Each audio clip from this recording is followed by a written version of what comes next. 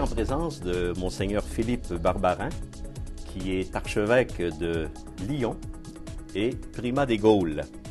Monseigneur Barbarin, bonjour. Bonjour mon père, bonjour à tous les téléspectateurs. Bienvenue dans nos humbles studios qui, pour l'occasion du congrès, ont été temporairement montés au Colisée de Québec. Monseigneur Barbarin, je me permets de faire un petit historique, les grandes dates de votre parcours. Né au Maroc en 1950, ordonné prêtre à Créteil en 1977, consacré évêque en 98, archevêque de Lyon en 2002 et enfin cardinal en 2003 par Jean-Paul II. On dit archevêque de Lyon, primat des Gaules. Pourquoi les Gaules? Parce que la France n'existait pas à l'époque.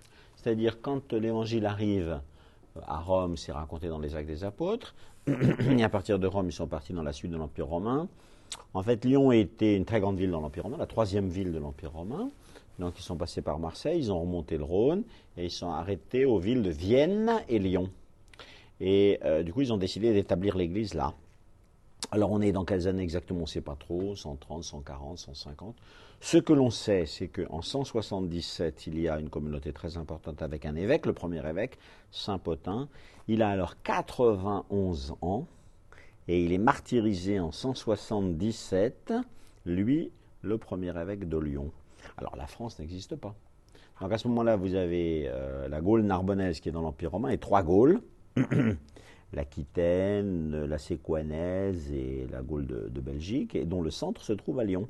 Et à Lyon, il y a ce qu'on appelle l'amphithéâtre des Trois Gaules. Ah, voilà. Et les Romains réunissaient là toutes les Gaules et ils disaient leurs ordres à l'ensemble des Gaules à Lyon.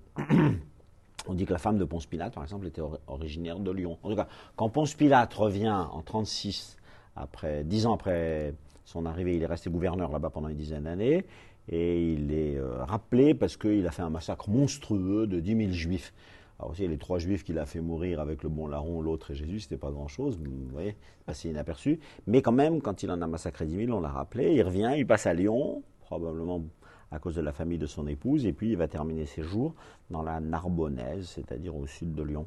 Donc, le premier foyer de l'Église catholique dans cette région, c'est Lyon. C'est pourquoi le premier évêque de toute cette région, c'est l'évêque de Lyon, Saint Pothin. Le second, c'est Saint Irénée, un vrai géant, la naissance de toute la théologie.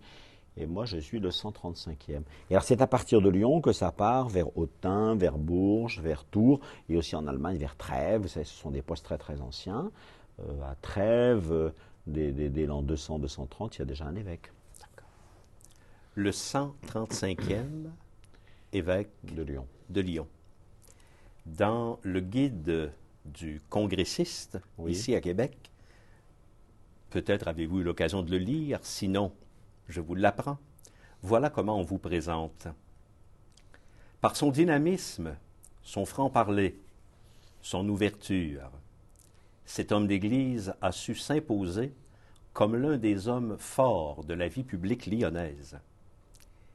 Il est à l'aise autant avec les jeunes qu'avec les politiciens. Éteignez la télé, allumez l'Évangile. Voilà le slogan qu'il lance en 2002 à son arrivée à Lyon. Et j'ai même lu sur Internet qu'on vous appelait le Sarkozy de l'Église. Que pensez-vous de toute cette présentation? Eh bien, que les journalistes font leur travail. Ce qui veut dire... Non, mais ça veut dire que ça n'a pas beaucoup d'importance pour moi, mais ce qui a beaucoup d'importance, évidemment, c'est que je crois que l'Évangile n'est pas assez lu et qu'il n'est pas connu. Et que la parole de Dieu est vraiment une source, et que pour toutes les communautés chrétiennes, les paroisses, etc., la Bible, la connaissance de l'Évangile doit être une source. Ouais. Et c'est à cette source qu'il faut s'abreuver. Et toute la vie de l'Église part de la Bible et de l'Évangile, etc. Donc moi je suis effrayé, c'est vrai quand même, par le temps que l'on passe à la télévision, c'est mal que je le dise dans ce cadre évidemment, mais et de peu de temps que l'on consacre à ces phrases même de Jésus qui nous montrent le chemin de l'intériorité. Quand Saint Paul dit fortifier l'homme intérieur, on dit ah bon, mais comment il faut faire? Et Jésus dit, toi quand tu pries, rentre dans ta chambre, ferme ta porte et prie ton Père dans le secret, ton Père qui voit dans le secret, etc. Alors comme on est dans une civilisation très médiatique et médiatisée, très extérieure, eh bien c'est difficile. C'est difficile d'être chez soi et de rester éloigné de son portable, éloigné de son ordinateur, éloigné de sa télévision. Parce que l'évangile, ça coûte. Vous voyez, lire l'évangile, pas comme une succession d'histoires qu'on connaît déjà, mais comme une véritable présence du Christ, dans un silence profond, de sorte que tout d'un coup, ce ne soit pas un message qui est donné, vous voyez, ce n'est pas des valeurs, ce n'est pas un message, c'est plutôt une personne, et tout d'un coup, le Christ sort de l'Écriture, et il se met à nous parler, alors ça, c'est une merveille. Voilà. Et je lisais même récemment que sur Internet, bien sûr, on est en proximité virtuelle avec un Chinois, un Vietnamien, bon, mais je m'éloigne de plus en plus de la personne qui est proche de moi. C'est possible aussi, malheureusement. Là, ça, pour la vie sociale, ça, c'est peut-être une difficulté. C'est-à-dire qu'on est en contact avec le monde entier et on n'est plus en contact avec ses propres enfants, avec les membres de sa famille, avec ses voisins de palier. Ça, c'est une autre question. Mais du point de vue spirituel, si vous voulez, bien sûr, c'est une chance, hein, parce que justement, on peut avoir des émissions merveilleuses, parce qu'on peut savoir quel est l'évangile d'aujourd'hui. Enfin, il y a énormément de choses qui peuvent nous être servies. Mais il faut garder la maîtrise. C'est pas facile de garder la maîtrise de tout ça. L'équilibre, certain équilibre. En fait, ce sont des choses. Voyez, et c'est comme pour les voitures, en fait. Il y a 20 ou 30 ans, ou 50 ans, ou 60 ans, et bien, il y avait des gens qui se comportaient devant leur voiture comme devant des idoles. En France, on avait même appelé une voiture, on l'avait appelée la déesse. Ah oui, c'est vrai. C'était drôle. Ah oui. Mais ils étaient des idolâtres de leur voiture. Alors, une voiture, c'est quelque chose de merveilleux pour nous transporter, mais c'est une chose. C'est pas un dieu. Et la télévision et les médias et l'audimat, etc., ça finit par devenir comme aussi une idole. Et donc, il faut aussi, sur ce sujet, raison garder, vous voyez. Si j'en reviens au congrès eucharistique, qu'est-ce qui vous a invité à venir à ce congrès? Vous en sentez l'importance sans doute. Comment vous voyez un congrès eucharistique tous les 4 ans dans l'Église? Quelle importance ça a? Alors, attendez, ce sont deux questions différentes. La première question, c'est le cardinal Ouellet, point. Donc, j'étais au congrès eucharistique de Guadalajara en 2004, octobre 2004.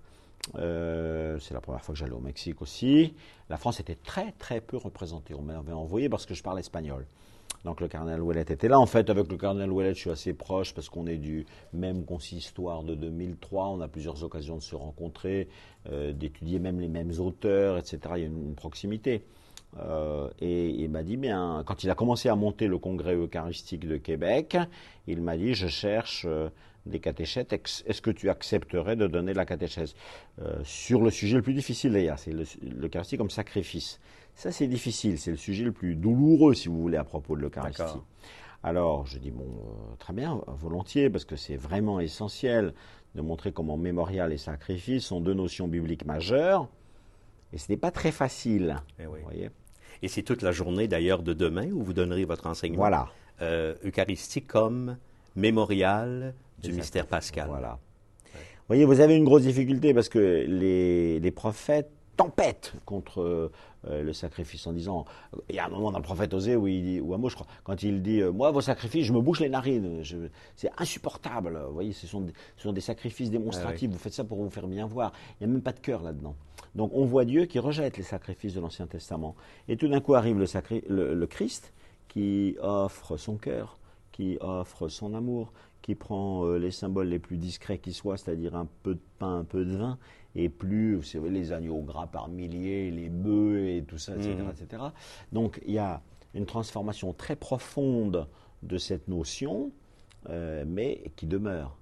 Alors, elle est un peu polluée ou abîmée chez nous, parce que sacrifice, ça veut dire austère, ça veut dire supprimer, ça veut dire être dur avec soi-même, etc. Non. Sacrifice, c'est une offrande intérieure d'amour qui va aller, qui va continuer, qui va franchir les obstacles. Et même quand les obstacles deviendront monstrueux, rien n'arrêtera cet amour. Voilà, rien n'arrête l'amour du Christ. Et au fond, c'est ça. Le Seigneur Jésus, ayant aimé les siens qui étaient dans le monde, avant de passer de ce monde à son Père, les aima jusqu'au bout, les aima jusqu'à l'extrême, les aima jusqu'à la folie.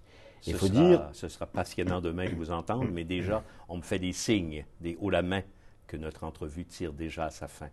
Alors, vous nous donnez l'appétit pour demain. Et en terminant, Monseigneur, est-ce que vous auriez un message à adresser à l'Église de Québec, l'Église du Québec? Moi, j'ai d'abord un grand merci à lui dire. Voilà, c'est un très profond remerciement, parce que je trouve qu'ici, on est merveilleusement accueillis. C'est une prouesse d'organisation, ce congrès eucharistique. On imagine le travail colossal que ça a dû demander par des quantités de gens extrêmement variés sur les aspects matériels, liturgiques, médiatiques, théologiques. Enfin, c'est prodigieux, et tout se déroule dans la simplicité, dans la perfection du genre. Alors, ce que j'ai envie de vous dire, c'est surtout merci et bravo. Alors, merci à vous d'avoir été présent à cette entrevue et je vous souhaite un bon congrès. Merci.